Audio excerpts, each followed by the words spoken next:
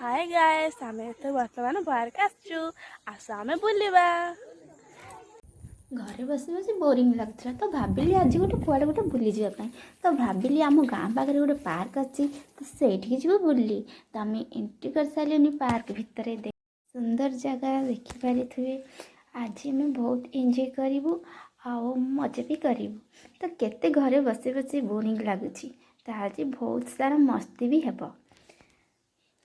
ये है सुंदर सा फूल फूल रहा है तो केते सुंदर देखा जाउची। देखिपारे वीडियो कले मस्त आसो।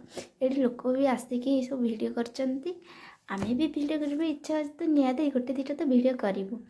तो एबे बहुत सारा मस्ती भागु जाउची।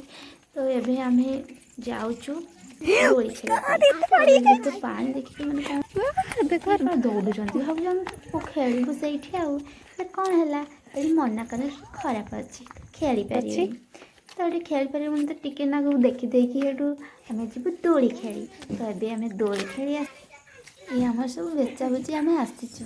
तो आम बेचा सब खसुंट खसड़ा दोली सब खेल समस्त व्यस्त। तो आम कौन करूँ आम भी तो खेलू ना। तो ये आम ये खेल बुलुचु बुल सारिकी एबे आम देख सब विशेष खसुंट ये आम झीरिका एम सब आहिकी रहीगले माँ ये टिके ना दोली सब खेलीदेलु ये खेली सब खेलुं। मुझे भाविली खेलदेवी मुझे खेलीदेली। तो आम समस्त एंजॉय कर पार्क आस तो एंजॉय न कले हम केमी।